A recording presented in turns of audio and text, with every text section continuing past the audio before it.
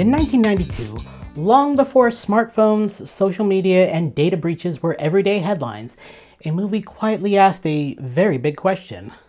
What if someone could break into anything? That movie was Sneakers, directed by Phil Alden Robinson. Sneakers is a smart, witty techno-thriller about a team of security experts, or more accurately, professional hackers, who are hired to test vulnerabilities in banks, corporations, and high-security systems. They don't steal money, they steal weaknesses. At the center of the story is Martin Bishop, played by Robert Redford. Bishop is a former idealistic hacker from the 1960s who now runs a security firm in San Francisco.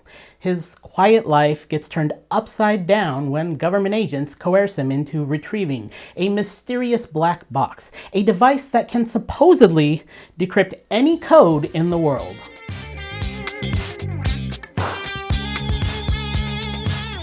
The ensemble cast is stacked.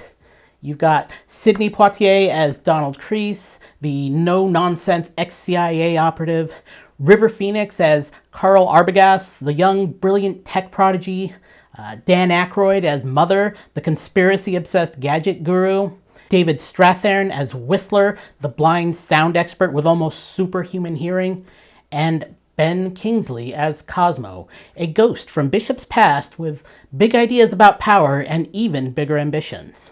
On paper, Sneakers is about cryptography and espionage. In practice, it's about trust, friendship, power, and whether information should ever truly be free.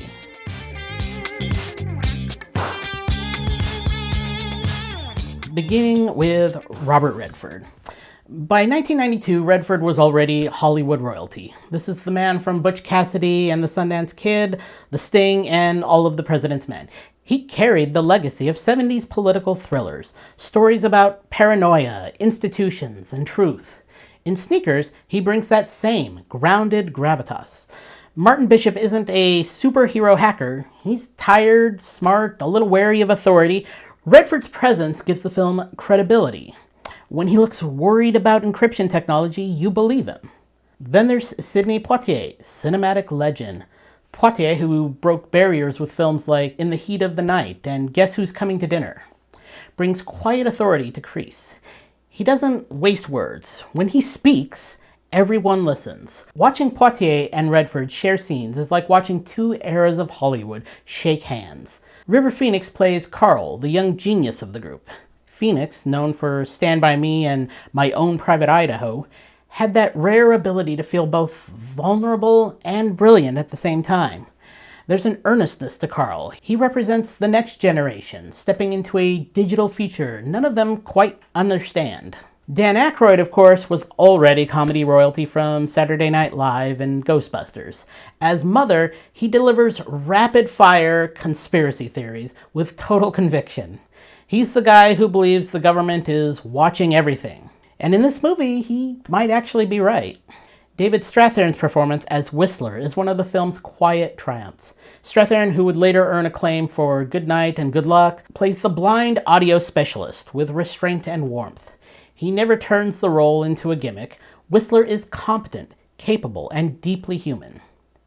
And then there's Ben Kingsley as Cosmo. Kingsley, who won an Oscar for Gandhi, brings intensity and moral ambiguity to the role. Cosmo isn't a cartoon villain, he's an ideologue. He believes that giving everyone access to everything would level the playing field. His argument is seductive. Dangerous, but seductive.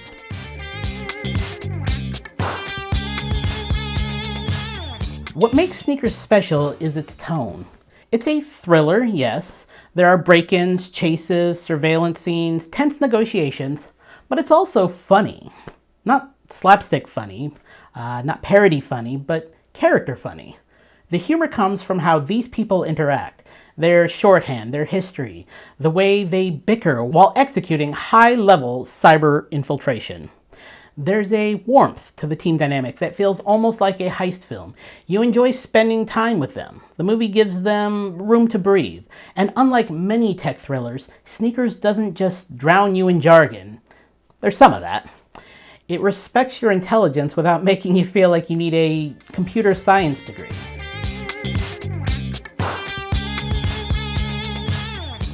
So now let's talk about the big question. Why does this film still matter in 2026? First, and most obviously, it predicted everything. In 1992, the idea of a universal decryption device sounded like science fiction. Today, encryption battles, cybersecurity threats, ransomware attacks, government surveillance, corporate data harvesting, these are daily realities. The film's central idea that whoever controls information controls the world has only become more true. Second, it tackles digital ethics before most people even had email. Cosmo's argument is fascinating, even now. If all information were free, would it create equality or chaos? That debate hasn't gone away. It's evolved into conversations about AI, privacy, open source software, and tech monopolies. Third, it feels refreshingly human. In 2026, we're used to tech being portrayed as sleek, sterile, hypervisual, neon interfaces, holograms, endless green code cascading down screens. Sneakers shows people in cluttered rooms, arguing over pizza, physically breaking into buildings. The tech is powerful, but it's operated by flawed humans. That grounding makes it timeless. And fourth, it's about trust. Not just digital trust, personal trust. The entire film evolves around betrayal, loyalty, and whether institutions deserve our faith. That theme resonates in any era, especially one where public trust in institutions continues to fluctuate.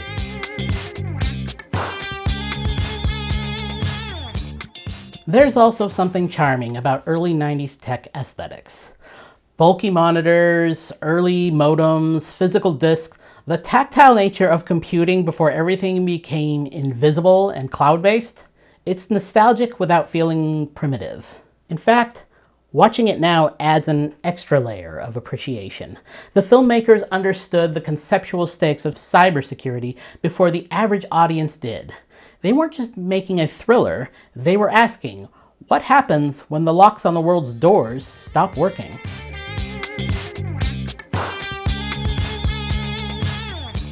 Sneakers didn't explode at the box office like a summer blockbuster, but over time, it built a loyal following. It's often cited by cybersecurity professionals as one of the few Hollywood films that didn't completely misunderstand hacking culture. It portrays hackers not as hoodie-wearing nihilists, but as curious, clever, and sometimes idealistic people. And the ensemble cast gives it staying power. Watching Redford, Poitier, Phoenix, Aykroyd, Strathairn, and Kingsley share the screen feels like lightning in a bottle. It's rare to see that many heavy hitters in a mid-budget, dialogue-driven thriller.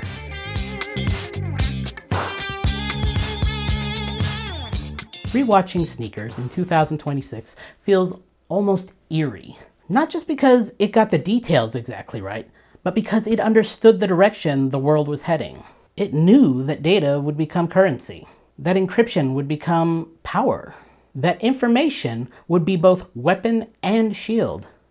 And yet, at its heart, it remains a story about a group of friends who trust each other enough to stand up to something bigger than themselves. It's smart without being smug, funny without undercutting the stakes, suspenseful without losing its humanity. In a world where technology often feels overwhelming, Sneakers reminds us of something simple. The real vulnerability isn't in the system. It's in the people who control it. And sometimes the only way to protect the future is to break in first.